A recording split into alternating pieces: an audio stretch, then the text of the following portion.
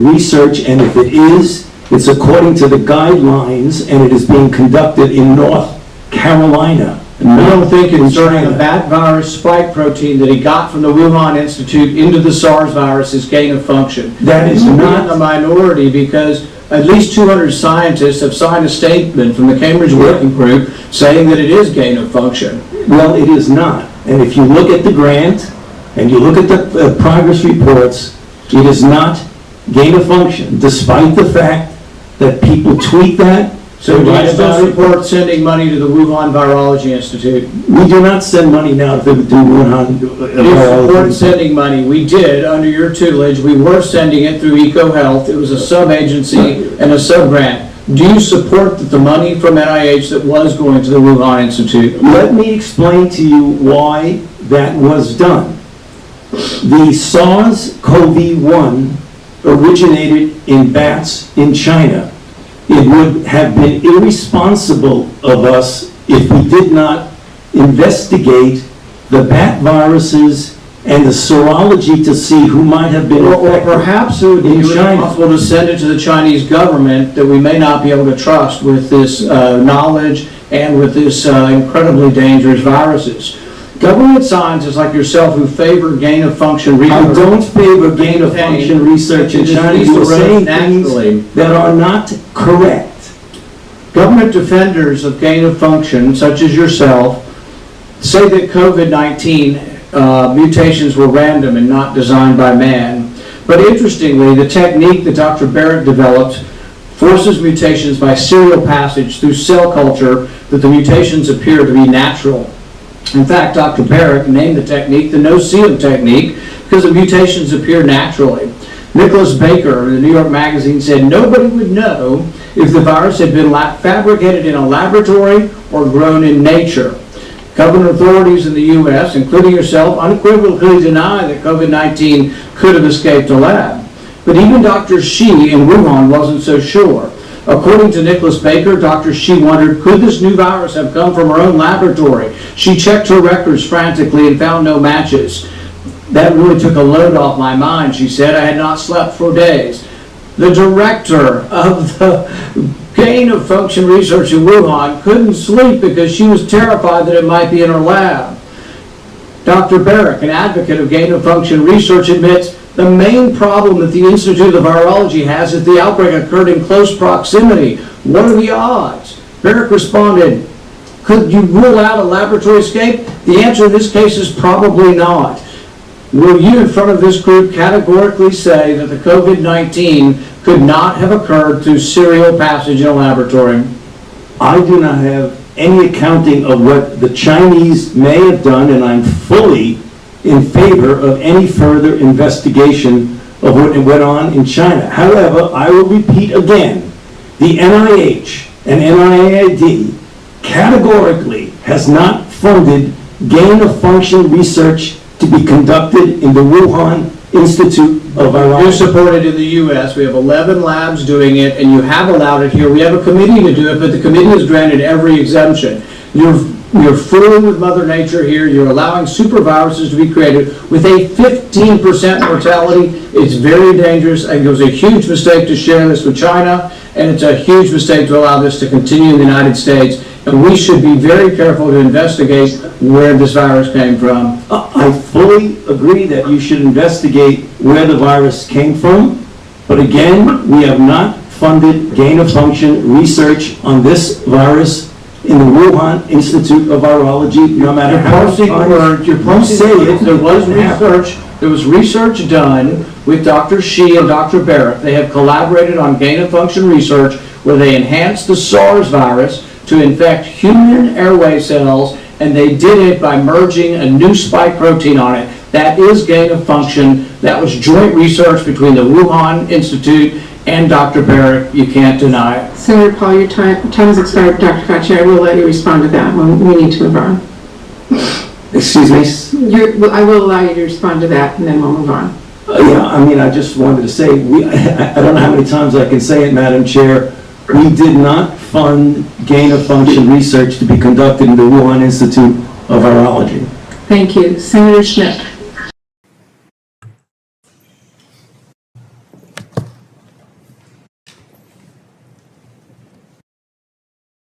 But she's had the flu for 14 days. Should she get a flu shot? Well, no, if she got the flu for 14 days, she's as protected as anybody can be, because the best vaccination is to get infected yourself. And So she should not get it? if she really has the flu, she definitely doesn't need a flu vaccine. If she really has the flu. She Right. should not get it again? No, she doesn't need it, because it's the most potent vaccination is getting infected yourself. This is an ongoing question, and, we've had ever-evolving opinions from you, Dr. Fauci.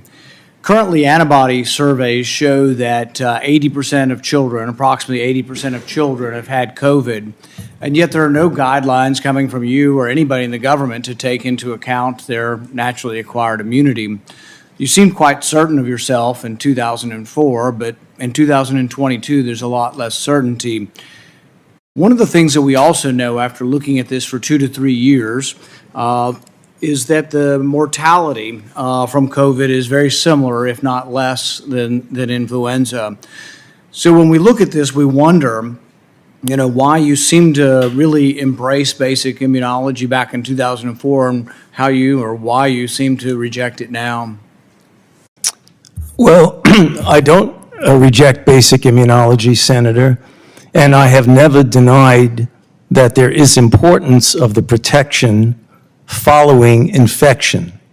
However, as we have said many times, and as has been validated by the authorization by the FDA through their committee and the recommendation by the CDC through their committee, that a vaccination following infection gives an added extra boost. And that film that you showed is really taken out of context. I believe that was when someone called in who had had a reaction to a vaccine and asked me through a telephone in the interview if they should get vaccinated again. So it was in the context of someone who had a reaction.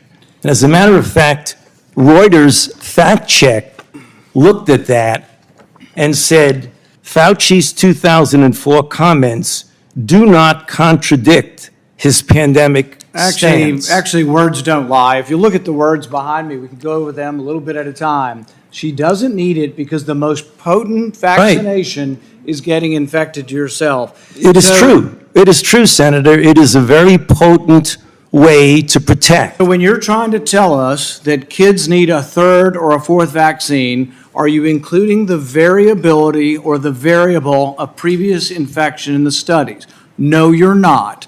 Because when you have approved vaccines in recent times, and the committees that have approved it for children don't report anything on hospitalization or death or transmission. They only report that if you give them the jab, they'll make antibodies. And you can give kids hundreds of jabs and they'll make antibodies every time, but that does not prove efficacy. So what you're doing is denying the very fundamental premise of immunology that previous infection does provide some sort of immunity. It's not in any of your studies. Almost none of your studies from the CDC or from the government have the variable of whether or not you've been previously infected. So let's look at adults. I've had 3 infections.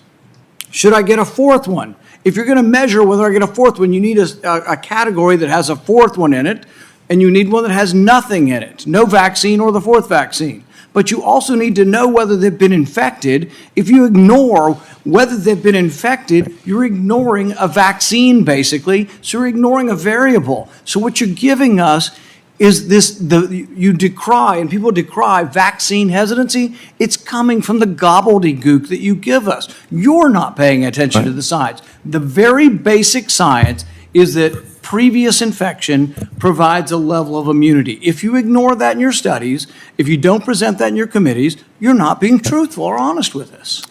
Senator, if I might respond, I have never, ever denied fundamental immunology. In fact, I wrote the chapter in the textbook of medicine Is it on fundamental immunology. Any of the guidelines for vaccines? You know, do any of the guidelines for vaccines from the government include previous infection as something to base your decision making on with vaccines?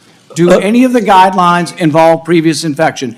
That's why you're ignoring previous infection, because it doesn't involve any of the guidelines. And furthermore, We've been asking you, and you refuse to answer, whether anybody on the vaccine committees gets royalties from the pharmaceutical companies. I asked you last time, and what was your response? We don't have to tell you. Right. We've demanded them through Freedom of Information Act, and what have you said? We're not going to tell you. But I tell you this, when we get in charge, we're going to change the rules, and you will have to divulge where you get your royalties from what companies, and if anybody in the committee has a conflict of interest, we're going to learn about it. I promise you that. Mr. Chair, can I respond to that, please? May. Okay, there are two aspects for what you said. You keep saying you approve, you do this, you do that.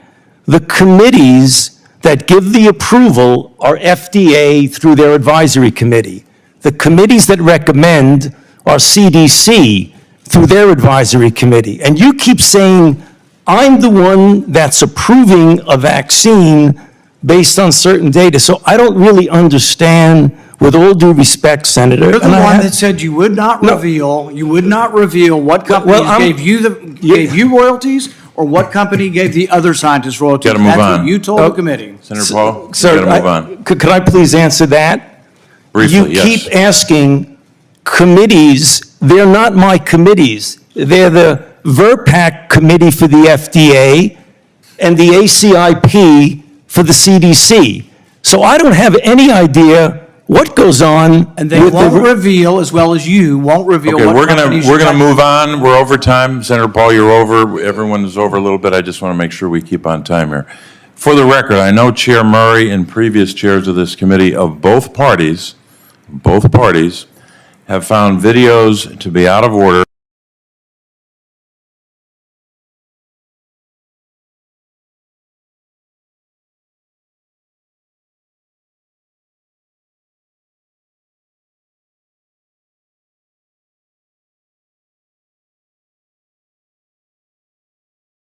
Viruses are. So if you want to find the next pandemic, you should do a lot of work in South America, where there are lots of bat species harboring lots of unknown viruses. You should also do a lot of work in Southeast Asia. So this becomes actually useful. So working with the USAID EPT PREDICT program and funding through NIAID to work on coronaviruses in China, we were able to test out this idea of predicting what the next emergencies might be. So we've all heard of SARS. We know that SARS is carried by civets. Well, actually, the host of SARS-like viruses, the viruses that the SARS coronavirus emerged from, are bats. We discovered this a few years ago, published it. We found about 5 different viruses. You can see these ones in green. So we thought, okay, we've got an interesting set of viruses. It seems to be the origin of SARS. They're found in bats in China. It's a nice paper. We published it, I think, in Science. And, it was quite interesting. But then PREDICT came along, the USAID program, to discover new viruses in wildlife. And we worked in China to go out and do surveillance in other bat species and say, how many other SARS-like viruses are there? Is there something even closer to SARS? And sure enough, there was. And we've now found a very large diversity of SARS-like coronaviruses. Some are almost identical to SARS. In fact, there's one cave in Yunnan province that has every genetic element of the SARS coronavirus circulating in bats. And there are people out there who are hunting bats in that cave, eating them, people who live close by. And we're now doing surveillance of the people, and we've found using NIAID funding that actually there is potential of spillover into those people. We're starting to see some worrying signs in that part of the world. So here's a way to take the predictive side, go out and actually find evidence of a SARS-like virus spilling over into people, potentially.